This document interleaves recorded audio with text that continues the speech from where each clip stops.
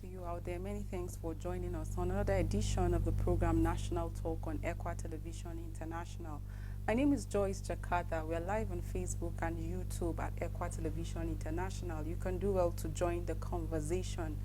A total of 469 lawmakers comprising of 109 senators and 360 members of House of Representatives have recently been inaugurated to begin their legislative duties in line with the 1999 Nigerian Constitution. Tonight on National Talk, we shall be beaming our light on the 10th National Assembly, the expectation as well as the way forward.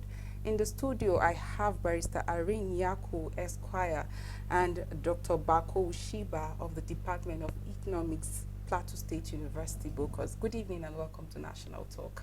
Thank you. It feels good to have you despite your busy schedule, but you created time to be here. For the love of Nigeria, you're welcome. Thank you so much. All right, let's move it straight into the business of the day. Globally, the parliamentary business demands mental rigor, competence, as well as lawmakers who know and are braced with provisions of their constitutions and laws, so that they'll be able to discharge their legislative duties, not just assent to any policies, but policies that are beneficial to Nigerians and for national interests. And then recently we saw how that the 10th National Assembly were inaugurated. Some said the 9th National Assembly don't deserve a cheerful valedictory session or celebration whatsoever, probably because of some of the challenges and situations that Nigerians have found themselves. Let me begin with Barrister Irene Yaku. What is your assessment of the legislative arm of government in Nigeria, like so far? Thank you very much for having me. Good evening, everyone. As for me, as a Nigerian and a legal practitioner, my general assessment of let me just start with the immediate past, because some days ago there were still honorable members representing Nigeria in the National Assembly and also distinguished senators. But today some of them are no more. They are no longer there. Some again have been re-elected and they are there. But my general assessment is that the 9th Assembly wasn't robust the way I would really appreciate them to have been. I am part of those people who were actually saying that they were rubber stamps. That's the truth. Because if you cast your mind back when the former Senate President, Lawal, said that they were ready to assent to any bill or anything that the executives bring. We're not saying that they should be at loggerheads, but you have to look at the general interest of Nigerians. It's not what you feel or what your party in power wants to do or you want to achieve or your party wants to achieve through you, but what the party wants to do. Will it be pleasing to Nigerians? Is it the consideration of the common man that is the interest there for that? And you see, it's contrary to that of when distinguished Senator, His Excellency, that's Bukola Saraki. To me, I felt that one was more firm and more robust than the previous one. And even he going back there also, you know, it's like a reward, in my humble opinion, you understand? And for the House of Representatives, I believe that, to me, the House of Representatives in the 9th Assembly was more active than the Senate. Even though the senators are meant to be distinguished and they are older, some of them, most of them, they are older, you understand? But I felt that Bajabi Amila, the former speaker, was more robust and was more active. You could even see him in also negotiations, trying to call on Nigerians for other things, but they didn't really use their powers and what they had effectively, because they're just swinging to the whims and caprices of the executive. Whatever the executive wanted, they'll just do there and even damn the consequences of how Nigerians will even react to that. And so to me, that's my general assessment. Because of the caliber of people who ascend to the National Assembly. Most of them, because they are well-to-do, they have money, They just go and the constituents just see that, no, this one has money, and so we can just, he can be a leader because he has money. But not knowing, some of them, they had never sponsored even a bill. Some of them, just the eyes, just the aye, and eyes will have it. Or nay, nay, nay, and the nays will have it. If it's not going in line with what they really desire or what their parties desire. So that's my take on the previous one. But I feel that better things could be done. Wow. Okay, Dr. Bako Ushiba, you're an economist. Let's talk about the welfare of Nigerians. A lot of people said the previous administration took Nigerians backward, talking about the economic instability, talking about the insecurity that has even affected even agriculture and other businesses. Look at the inflation, and then it was more like a National Assembly that was a yes sir kind of assembly. We saw how that about 93 or 96% of our revenue was being used for debt servicing. We saw how that at every point the president came up with requests for loan, and they just assent to it, not even looking at whether it actually follows the procedures, the requirements of fiscal and all of that acts. And as in the Constitution section 41 actually stipulated that even if there's going to be loan requests, it's either for human capital development or capital projects and all of that. But we've seen situations where requests, even without vivid purpose and all of that, were being assented by the 9th National Assembly. Talking about the welfare of Nigerians, what do you have to say?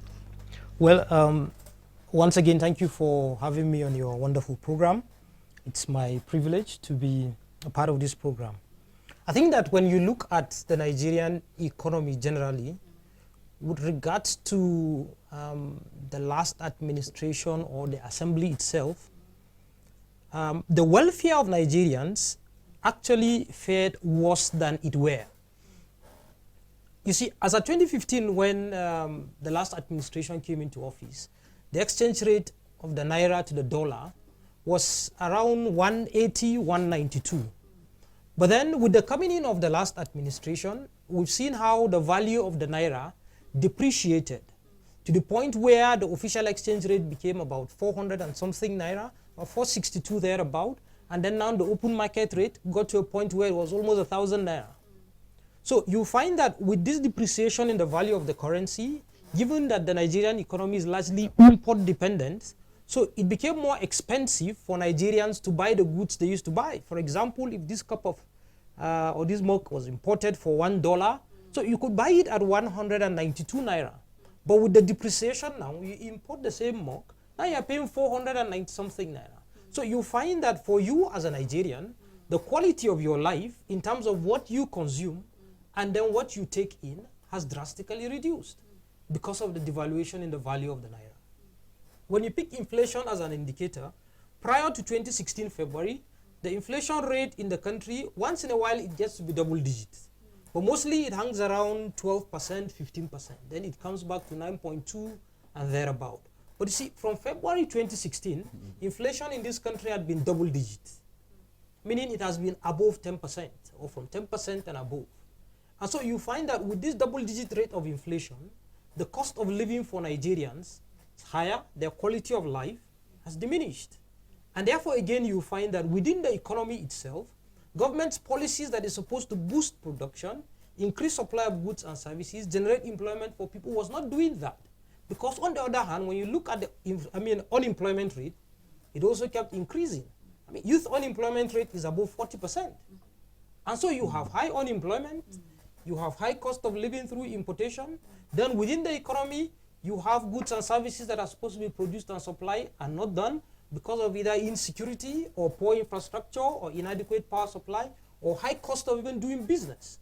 Because now you find that the producer will need to import fuel or buy diesel at exorbitant prices.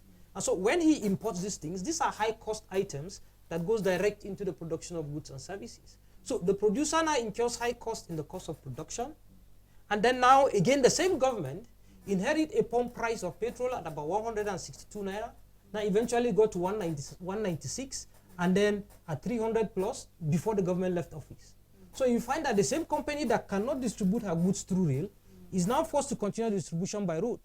And then now they buy fuel per liter at a higher price because the last administration said they've reduced the level of subsidy on fuel.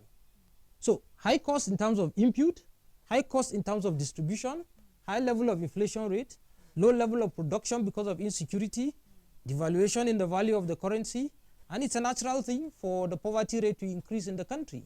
So much such that over 120 million Nigerians are said to be multidimensionally poor. And so for us as a nation, I will say that technically the welfare of Nigerians had retrogressed when you look at major indicators. When you look at the Human Development Index of the country, we've not fared very well. Transparency in terms of corruption, we've just been around 150, 176 or thereabout. So all of these indicators are there to show to us that the last administration had left more to be desired. The last administration left more to be desired. Let's talk about the 10th National Assembly. Before the inauguration, there has been a lot of power tussle, especially for the leadership of the 10th National Assembly. We saw a lot of people speaking to the camera saying, "It is my turn." Some people talk bringing party into it. Oh, we are the one in power. We should bring. We saw even at a point where the president, Bola Ahmed Tinubu, was pulling support for the current Senate President, Godswill Akpabio, and even Tajuddin Abbas just a day before that. And a lot of things were going on. Some were saying, some were promised jeeps, money was exchanging hand and all of that.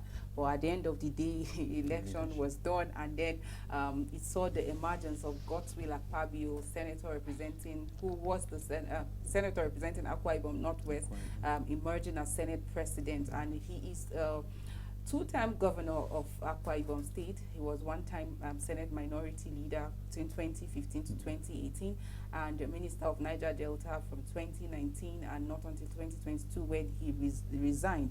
And his deputy is Barrow Jibrin from Kano.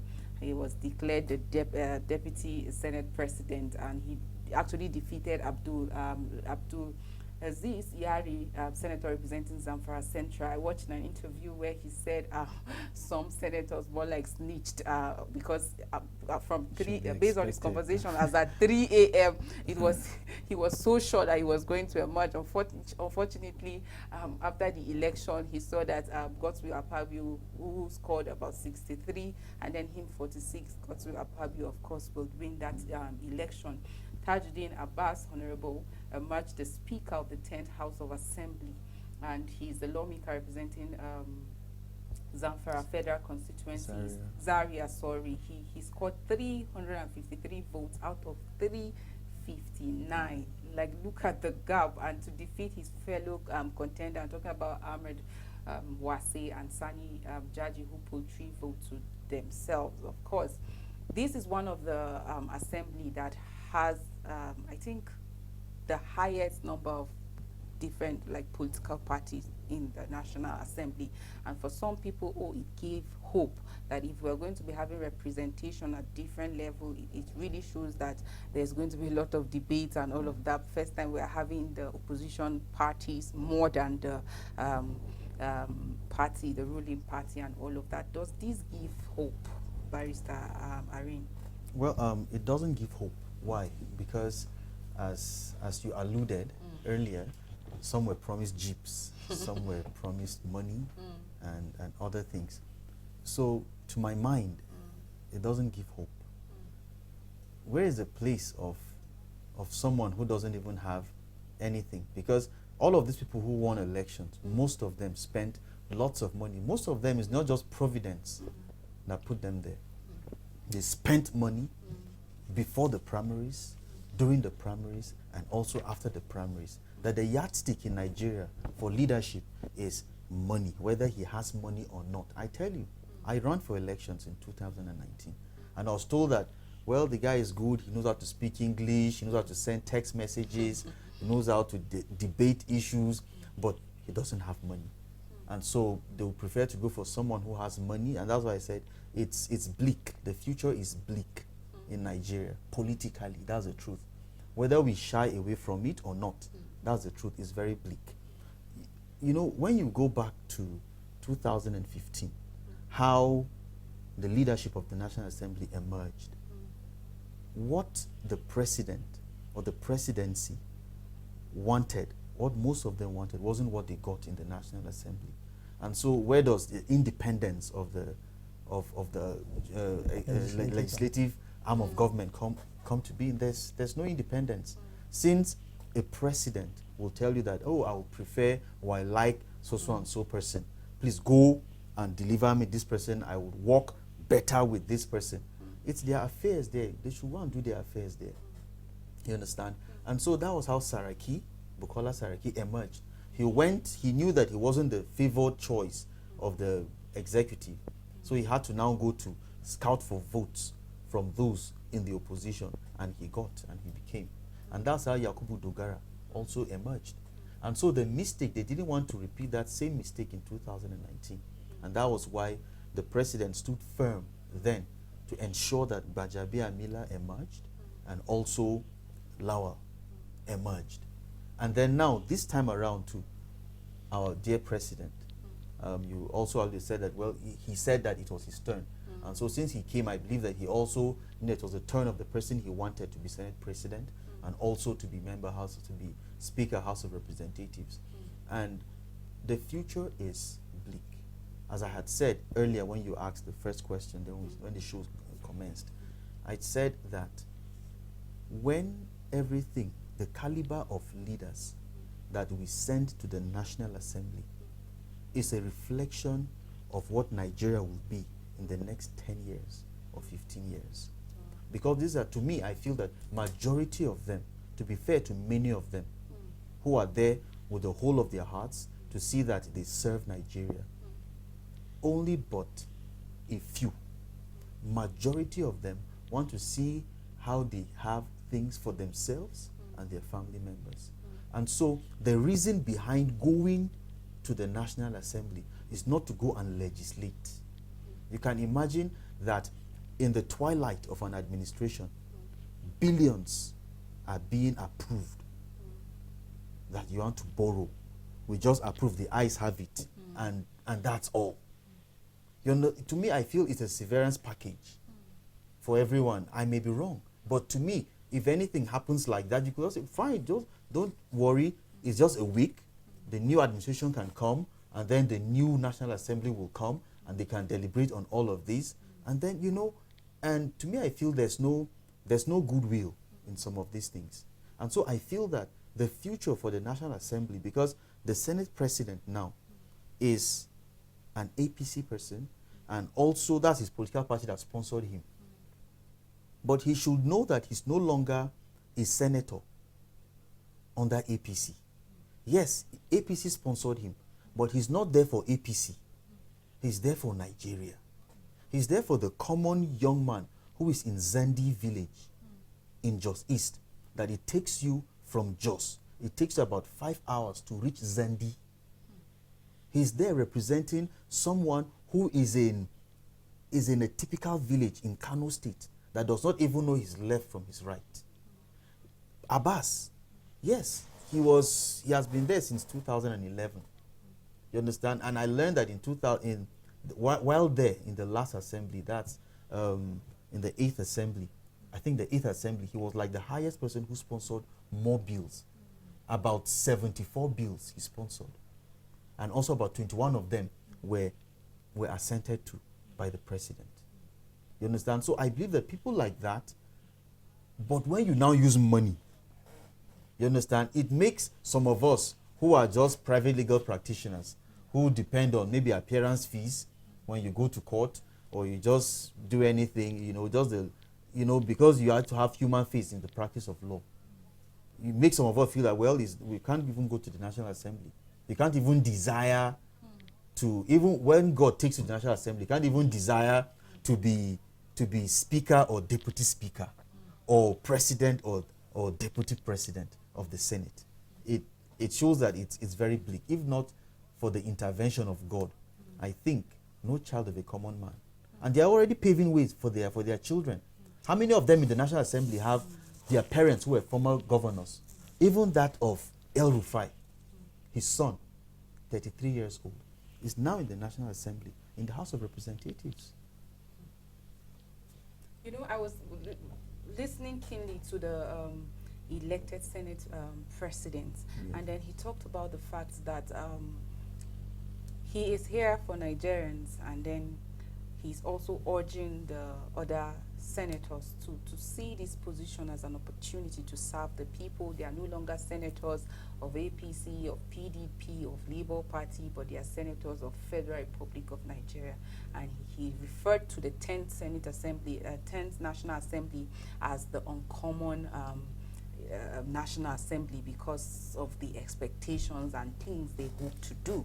And I heard him saying we are going to look into economic stability. He talked about dealing with insecurity, gender issues, looking at other ways of generating revenue beyond borrowing. He talked about Nigerians consuming what they produce, producing what they consume, amongst other things. Even though I saw one of his first responsibilities, he said creating a committee that would look into the welfare of senators. And I was thinking of Nigerians that are still at the IDP camp, Nigerians that cannot even go back to their village because of insecurity. Some villages have been completely razed down and all of that. I don't know what you make of this inaugural, or would I say acceptance speech of Senator Godswill Akpabio.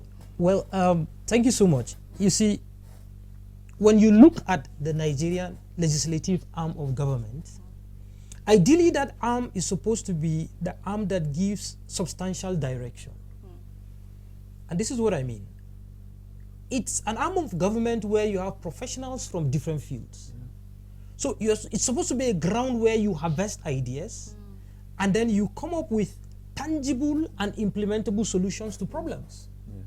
But unfortunately, what we have is a ground where people sit down, largely discuss issues that are good, but then the implementation of those issues tilts the benefits away from people to just a few group of persons. And even when oversight functions are done, you don't find that there's an insistence on the fact that this that has been provided for must be implemented this way, and then those who are found culpable or have failed to do what needs to be done should be made to pay the price. So that absence of this intensive engagement and also intensive scrutiny has really left a lot of gap in our hearts. And so, given that existing background, what you find in the legislative arm is largely a place where, again, they say beautiful things. I mean, these things that the Senate President has said, these are beautiful things. These are wonderful very things. wonderful things. But then, let's ask ourselves, as Minister of the Niger Delta, who oversaw the affairs of NDDC, what was the impact? Let's just pick NDDC, Niger Delta Development Commission.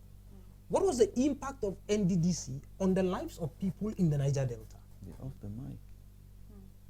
You understand? You find that there is little or no impact because the NDDC had been riddled with a lot of issues under his watch. So what then do you expect?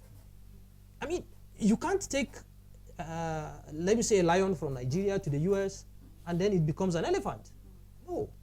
Dr. Baku, let me cut in here again. Another sore case that almost every legislative set experience that almost brings problem between the executive and the legislature is the issue of the budget racketeering. Yes. And I would like you to also comment on that because we have the 10th National Assembly and hopes are high. So what do you make of this budget racketeering that is almost experienced with every set of National Assembly? There was a case of Ministry of Agriculture where about 1,500 projects were, some of the projects were not even for federal government but state or local government and were part of their budget. So what do you make of that? Because this has always brought problem. Because at the end of the day, when you see the money that is being allocated, like it almost brings problem between the executive and the legislature. What do you make of that? You see, when you have situations like that, look at the process of preparing the budget. What kind of manpower do we have there? What analysis did we do before coming up with our budget estimates? Because now if you don't have the relevant skilled manpower that is supposed to prepare the budget, analyze the budget, and then present the budget to the executive for onward transmission to the legislative arm of government, then you will have gaps. That's one. Two, when the budget is prepared and sent, then the next thing is, was this budget prepared and sent in line with the interests and the claims of the manifesto of the ruling party? And are the claims in that manifesto in line with the realities that Nigerians are confronted with? So when you look at that, you find that there are gaps. How do you know there are gaps? Because anybody who has prioritized an issue, either directly or indirectly, formally or in an informal conversation, you find that those priorities, he will begin to speak about them, consciously or unconsciously. Read budget speech, you find that there's rarely a connect between budget speech presentations, the party's manifesto, but largely you find it may talk about the realities that Nigerians are faced with. But that interconnection is not there. Now you have those in the legislative arm who are interested in coming back again. So some of them will want to influence the preparation of the budget by either the budget office or whoever it is that is responsible. But you see, when you get to the legislative arm, now they are given the opportunity to scrutinize the budget. They have the powers to increase the amount. And therefore they take advantage of that and bring in anything and everything. And you see, that's one area where we have serious problems. Because when the executive arm tells you, we want to spend, let's say, 2 billion naira. That's what we've planned for. That's what we've prepared for. That's what our analysis shows we need to spend in the economy, so that we will deal with inflation, we will deal with unemployment, we will deal with internal insecurity and all of those things. And then now the legislative arm decides that no, we want more of this in our local government, we want more of that, we want more of this, we want more of that. And then now you increase how much the man is expected to spend, or the executive arm is expected to spend. What have you done? You've introduced inflation into the system. But then the smuggling in of local government projects and what have you, well, the legislators can justify that those local governments are part of the Nigerian state. But then you see, those things were not analyzed in line with the economic realities of our time, in line with the projections. Because you don't just prepare a budget and say, okay, we want to spend 2 million. No, you prepare it in line with the realities on ground, in line with your targeted goals, and then in the light of existing macroeconomic problems, both in the present and their behavior in the future. So that kind of thing, from my point of view, is not supposed to be done by the legislative arm. What they are supposed to do is to make sure that when calls for budget is made, then they will now send whatever they want to the budget office, so that those things are analyzed there and then sent to the executive, so that the analysis of the projects that the legislators want will be done in the preparatory phase, its impact, influence, and effect on the economy analyzed, and then of course eventual presentations are made. Because padding it there or tampering with it at the legislative point of where you're supposed to come up with the laws and ensure that it's done properly, you will likely add more to the woes of the economy, because you're expanding or you're increasing how much will be spent.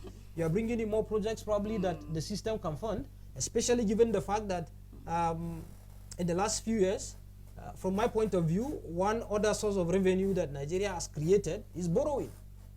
Well, I mean, you just keep borrowing. I'll stop you there, so I will just go on this quick break to enable our viewers actually add their voice to the conversation. It's National Talk on ECWA Television International. We're going on this quick break. When we return, our phone lines will be open for you to call in and make your contribution. What are your expectations of the 10th National Assembly? Stay with us. Make your everyday informative, make your everyday count. Know your world, daily affairs, national and international, with authentic news events as they unfold on Global News and Zoom on Nigeria, Monday to Friday at 1 p.m.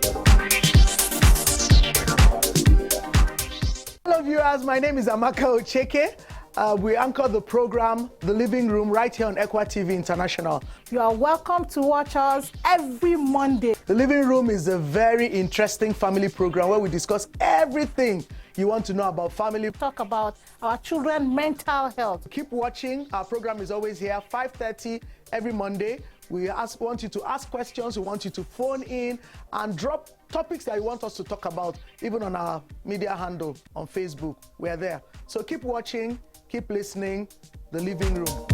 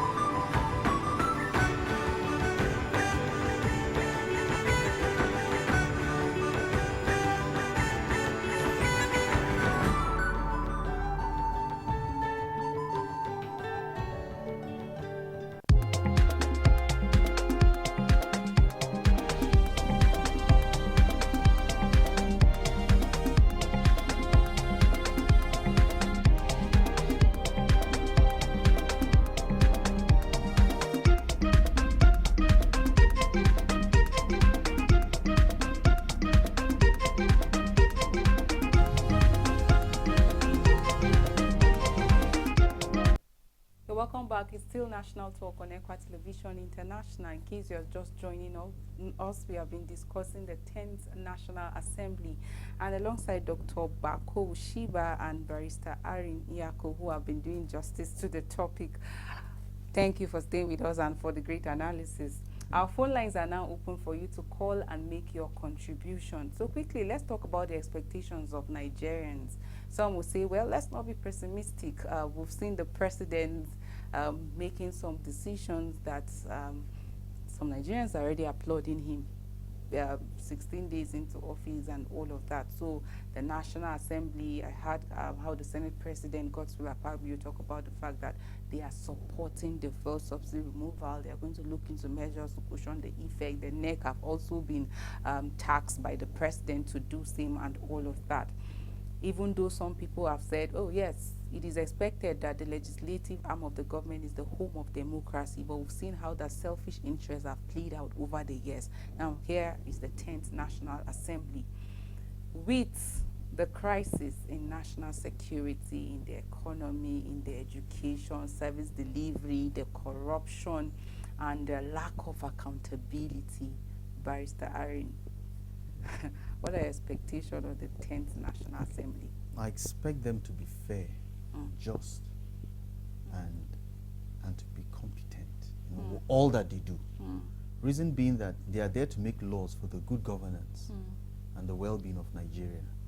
You understand? So, yes, despite the fact that because of how they moved and went into the House and other things, or in the Senate chambers, you know, it makes you feel, well, is there any hope? You understand? But, well, there are times that they might have intended it for bad or anything, but there's a way that it also now turns out for good at times. You understand? So, despite how I feel about it, I am also optimistic because some of them who are there, as I said, some of them from the depth of their hearts are willing and ready to serve the country. And they saying that they are there to do well. If I start talking about National Assembly, because I know, I understand what their roles are. You understand? I understand what they are meant to do. And from history, they've really not done much. And so now having people who will tell you the manifesto, now it's where we're going to look at security, you understand? We'll look at the economy, we'll look at what, they make you expect more. And to him, much is given, much is expected. They are distinguished senators. And they are also honorable members. And so I expect them to live up to the expectations of the Constitution, or what the Constitution has really said that they are meant to do. And I also expect that they will come and there are some of the the bills that were sponsored in the previous assembly, on the previous Senate, that could not even scale second or third, or even the president could not assent to them.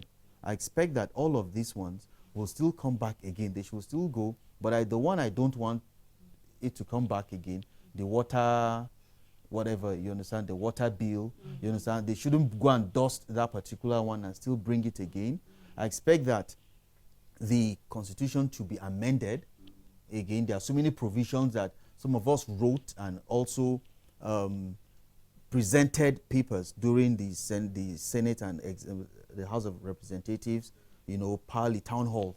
I did that, and the only one I saw that they actually put there was about the 50%, that of the women. You understand? How will they say that a Nigerian woman who marries a foreigner, the foreigner cannot be a Nigerian, but a Nigerian man who marries a foreigner, the wife can be a Nigerian? That's discriminatory. You understand? So there are so many things that I expect, and I will not rest till I also see that they do the needful. I follow their plenary on Facebook, and I also make suggestions. If I follow and see what they are doing, what they are discussing, I had the numbers of my senator and also my member House of Representatives, and I also send an SMS. Well, my opinion is this, as you know, for this. And so at times I have watched that my member House of Representatives, Bagos, will say that his constituents are saying this, because I followed and I sent a message that look at what I want. How many people even know their representatives? When you are following online, you will see that only 5 people or 7 people. So you see, this is something that we should all do. If we reduce our expectations and hold these people accountable, follow their sessions, see the ones that are sleeping, the ones that are only doing nay and all of that. It's going to help you when they come seeking for a second term, asking you to vote them and all of that. They have always been concerned, Dr. Baku, about the process of nomination of ministers. Soon we are going to be seeing that names of nominees will be sent to the National Assembly without portfolios, that will even enable people to actually scrutinize and all of that. And this has always been a concern, because like since 1999, this is like a ritual that we've always seen. Names of nominees are being sent without portfolio. After 1 or 2 things, you hear that this one is being nominated as minister of this, minister of that. And the fear is that when you have mediocres like occupying positions that they don't have any idea of, or occupying positions in ministries that they don't have like knowledge, ideas about it, at the end of the day, nothing comes out. We have a caller, I think. We should have a new change in everything that is happening. And I believe that they are capable to do it. I believe that. We see what the president is doing, and we give him applause of that. And we are hoping that everything will change, because I really believe that. So our prayers that God will definitely make it possible. I know it's not easy. That is the reality when it comes to leadership. But the truth is that let's put our hand together and also backing them, just like the way Fabian delivered his message to the House, that it's not about parties now. It's about the nation. And I pray that the Lord will continue to give us the grace and to see what the new government will do. Thank you. Amen. Thank you so much for calling. We really appreciate you. So quickly, Dr. Baku, what would you advise? Because soon we are going to be seeing names sent to the legislative arm of the government for confirmation. What do you think, especially in terms of scrutiny? Because like I said, when mediocrities become ministers by action or inaction, at the end of the day, nothing comes out. So what do you expect? Well, let me speak briefly into expectations concerning the legislative arm. You see, I expect also some high level of synergy between the legislative arm and the judicial arm. Because now you find that when things happen, you go for oversight functions, you find people liking, it's like the judicial arm is cut off it. You waiting until somebody, maybe the executive arm, brings the issue to them. I really don't know. But I expect some form of engagement too between the legislative arm and the judicial arm. Where people are found wanting, the legislative arm should also have a way and a means of ensuring that the judicial arm is empowered to do her job. from my point of view, I expect that the legislative arm should be proactive in ensuring that the judicial arm is much more independent than it is now. Because where one man sits down and appoints the chief judge and all of that of the federation, where you have the Minister of Justice is also, what do you call it, Attorney General of the Federation. Well, for me, I think that they should look into that and find a way of dealing with it. And then I expect the legislative arm to be a people-centered legislative arm of government, where the heartbeat of the people becomes the heartbeat of legislators, and the heartbeat of their follow-up or oversight functions, and the heartbeat of their linkage with the judiciary to ensure that the executive arm does what needs to be done. So back to the issue of ministers that will be sent and all of that. Unfortunately for us in this country, over the years, and consistently, it has been the sending of names for compensation. You either find this person had supported me when I was contesting, or is a strong member of our party, or she's the spouse of someone very influential. So those are the people that most of the times you find that they bring into the mix. Now, of course, you can't eliminate compensating people when they participate actively in politics. But at least, can you ensure that these people do what they need to do? Can you ensure that where you are putting them, they are professionals and they are learned in that area? Can you ensure that you have the power to see to it that they execute the duties and the functions of that office, such that you realize tangible, meaningful impact on the lives of Nigerians? But my personal expectation is that the president should get professionals, men and women who understand the roles and the functions of the various ministerial offices they will occupy, and who have the courage to make the decisions that need to be made, so that we get to see changes that needs to happen in the system. Because where someone is made a minister, and then the person behaves as if he is God of the ministry, the person does whatever he wants, they come up with all kinds of lies and then paint it to Nigerians. I mean, it's very painful that one man will sit down and then come up with all kinds of things, destroy the system. Let me give you a little example with the one that I'm much more familiar with. Look at the educational system. Those that have been ministers of education, how many of them have been professionals there? The last one I think was So- the accountant. So you find that all of them know little or nothing about education. So you make them ministers of education, they get in there, they don't know what to do, they mess things up, they don't take counsel, and so the nation gets to be worse off. But again, the challenge is even those who are professionals sometimes don't even have the courage to make the right calls. Pick the Ministry of Health as an example. Medical doctors have been insisting they should be the ministers and what have you. Commissioners of health, you find that they are medical doctors. But then the question is, how impactful has been the health system? So again, we need professionals who have the courage. We don't just need people who are professionals with the skills, but we need people who have the courage. The courage to say, this is the call I need to make. If it means losing my position as a minister, I will prefer losing that, but I must make this call for the good of Nigerians, for the improvement of our welfare.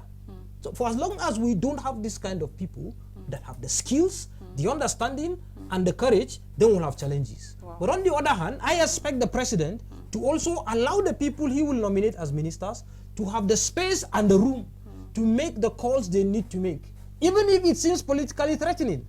Because sometimes they look at the policies that need to be made or decisions that need to be made, and because it seems as if those decisions will not be beneficial to the party or to the powers that be, and therefore you have issues.